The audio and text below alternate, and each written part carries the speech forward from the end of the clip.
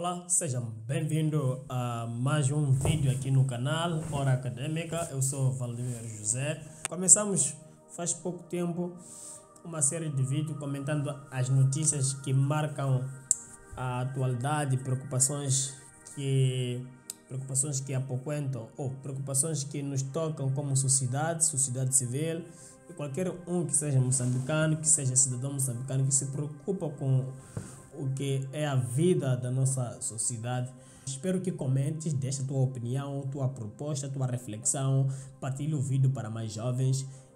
Volte sempre neste canal Hora Acadêmica, porque aqui aprendemos, nos informamos sobre o que ocorre na nossa sociedade. E vamos a isso.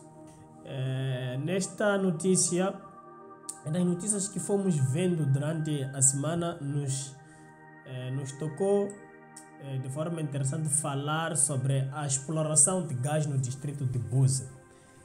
Uma coisa interessante que devemos ter em conta é que Moçambique, parece que todo Moçambique tem gás, e isso é uma riqueza enorme, é uma oportunidade para o desenvolver.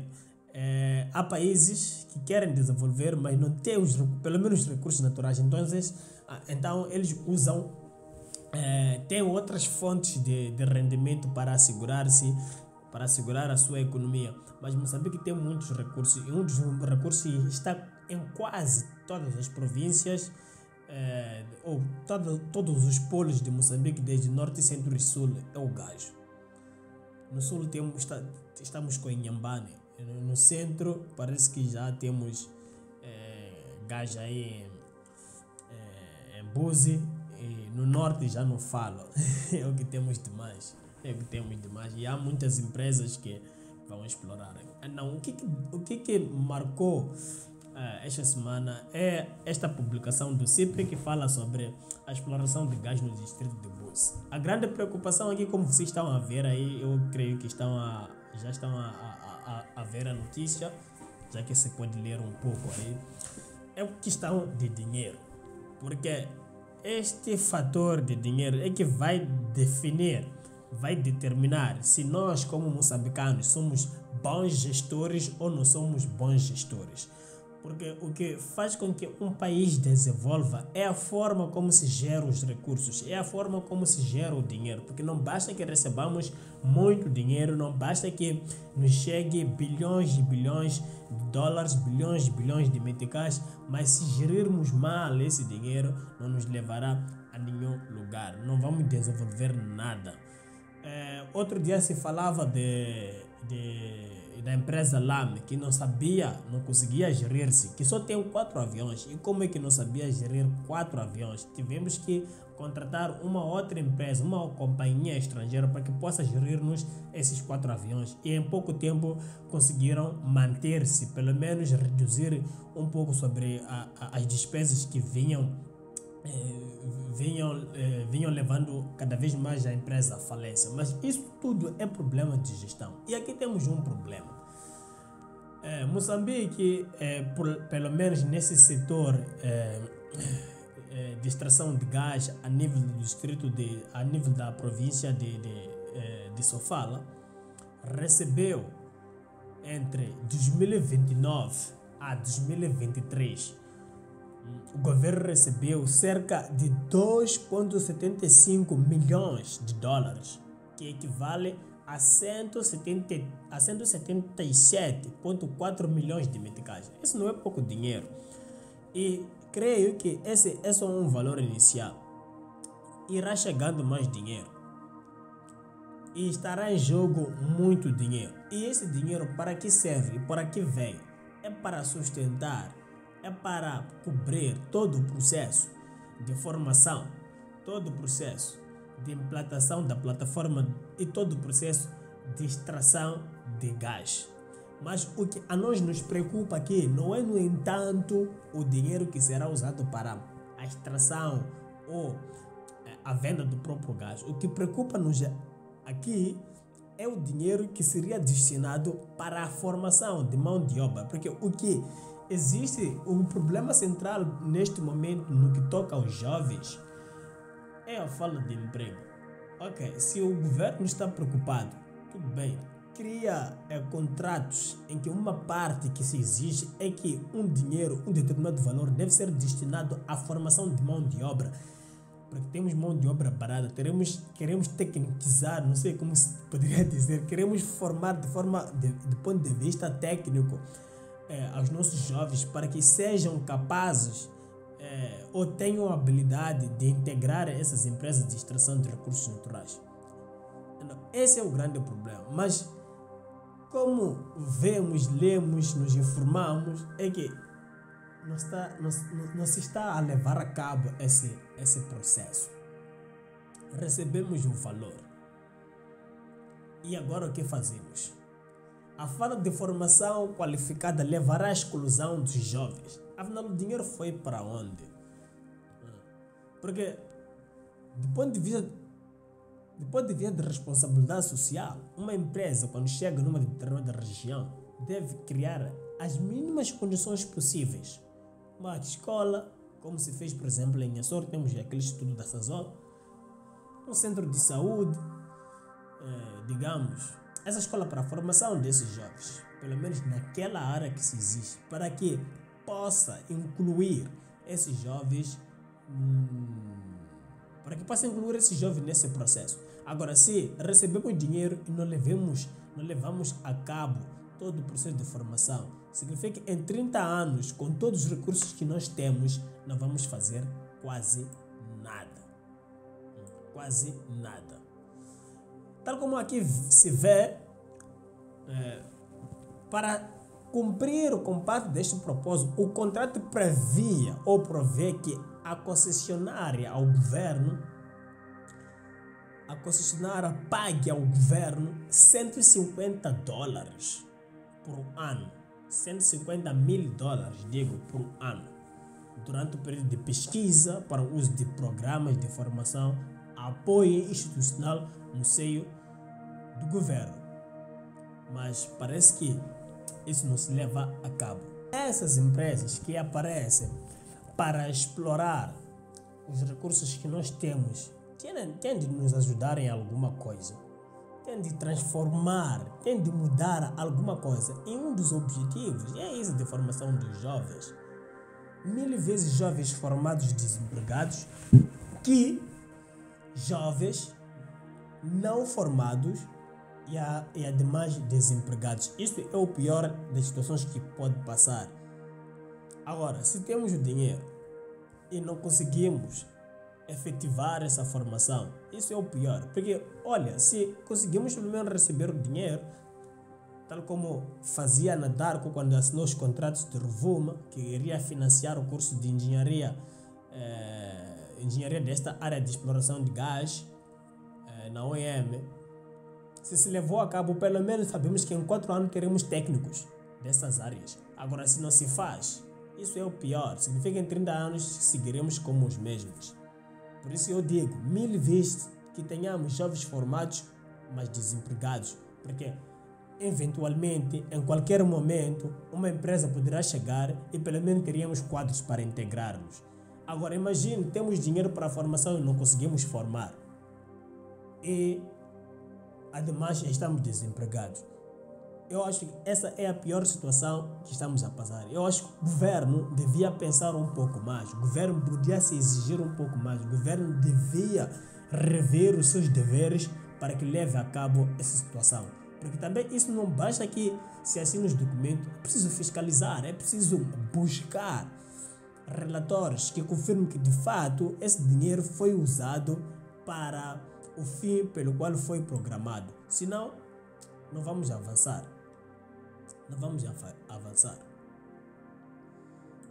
Aqui se fala, por exemplo, desta companhia Abuso Hidrocarbonos, que recebeu sem recurso público 75% da concessão da ANH atribuída pelo governo sobre as áreas sujeitas à jurisdição da República de Moçambique. Sabemos que a ANH recebeu quase 100%, então dividiu os 25 para ele, porque quase a ANH participa em todos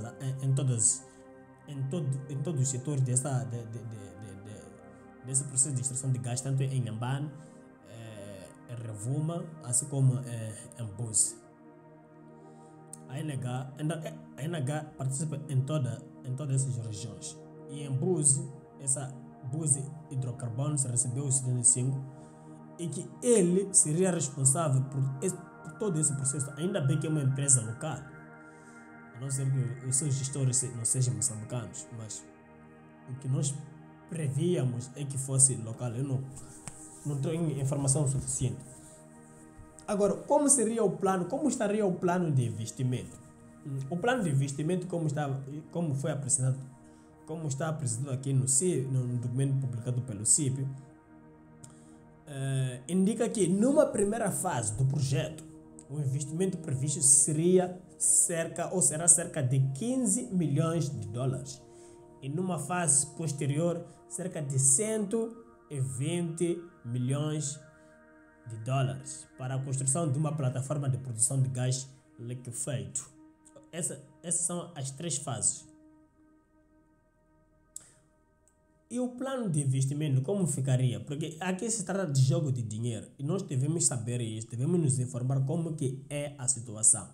Na primeira fase, se fala de investimento previsto cerca de 15 milhões de dólares e numa fase posterior cerca de 120 milhões de dólares para a construção de uma plataforma de produção de gás natural liquefeito. Ademais, não termina-se aí, porque aí o projeto irá estender-se, porque o plano é que se estenda de Búzios até o porto de Beira, ou quando não, falavam também de construir um gasoduto desde Búzios até Temane, em Nhambane. Esperamos que isso se concretize para ligar quase a parte sul e a parte centro do país, para compartilhar todos esses recursos. E tal como se diz aqui, o administrador explicou que foram apresentadas 2 possibilidades. A primeira, uma exploração local, sim, claro, está bem para que os médios locais tenham, as comunidades locais tenham gás, e através da construção de uma fábrica em Búzios, conforme a previsão inicial. Tudo bem. E a segunda fase seria a construção de um gasoduto para Inhambane, o que acabei de dizer, para o Porto da Beira, para a exploração de bruto, para a exploração em bruto. E segundo o administrador, também disse que há possibilidade de que os maiores beneficiários poderá trazer ao distrito, tanto em termos de emprego como de desenvolvimento. Mas tem uma mentirinha aqui, uma mentira pequena. Se nós estamos a formar os jovens, esses jovens serão excluídos, sem dúvida. Esses jovens serão excluídos se nós estamos sendo formados, porque no final vão dizer que você não é qualificado, você não tem certificado para tal, você não é mecânico, você não é engenheiro, ok. Mas havia projeto de formação desses jovens. Você não fala inglês, por isso haveria necessidade de investigar para provarmos se de fato o dinheiro foi canalizado. Vejamos esse destaque. O valor recebido da Búzios Hidrocarbones, essa empresa, deveria ser usado para capacitar tecnicamente, queremos técnicos, não historiadores, as comunidades e prepará-las para receberem o projeto.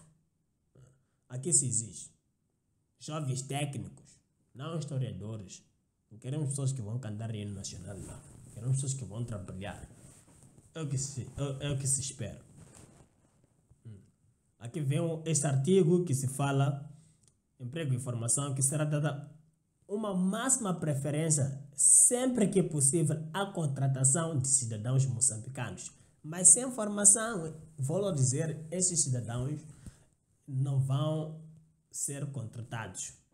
Por isso, todos aqueles que são de Búzios, da província de Sofala, devem prestar atenção, devem saber que isso existe para que busquem beneficiar-se desse projeto. Existe esse fundo para formação. Se é para concorrer, eu não sei. Há que investigar, mas possivelmente seria assim. Por quê?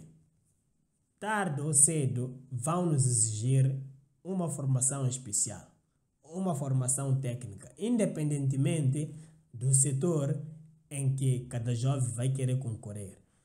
Porque, de fato, nós precisamos tecnicizar, não sei como seria a expressão, precisamos de técnicos agora. Já formamos historiadores, teóricos, filósofos. Sim, isso nos ajuda a refletir. De fato, estão aí os formados para dessas áreas, mas agora queremos técnicos. Queremos técnicos. E se há fundo para isso, faz falta que canalizemos esse dinheiro para isso. Precisamos. Porque o mundo também, o mundo afora, estão a correr mais que nós. Estamos atrasados. Precisamos formar jovens. Imagino, eles estão a falar, por exemplo, inteligência artificial para fazer de tudo. Eles talvez poderiam, uma imaginação, poderiam estar a usar a inteligência artificial para extrair gás. É uma brincadeira, mas e nós não sabemos como isso funciona. Andamos a aprender história. A história é nossa, já conhecemos. Já sabemos de onde viemos. Fomos uma colônia portuguesa, isso todo mundo já sabe. Mas o que nós sabemos de técnica? Temos recursos, como explorarmos esses recursos? Então, esse é o grande problema que vemos desde essa notícia e a preocupação do CIP, Centro de Integridade Pública. Vamos lá ler um pouco sobre este apartado. Considerando as deficiências do país em termos de mão de obra, o que está claro, qualificada para responder a esse setor, foi igualmente definido que a empresa IRIA, em coordenação com o Ministério de Recursos Minerais e Energia, MIREME, fornecer um programa de formação aos moçambicanos. Estão a escutar? Para responder às diversas fases do projeto, de forma resumida, o artigo 18 estabelece. Vamos lá ler tudo isso aqui. A empresa paga ao governo, dentro de 3 meses após a assinatura do contrato, um valor de $20 mil de apoio institucional às entidades envolvidas na promoção, pesquisa e administração das operações petrolíferas. 2.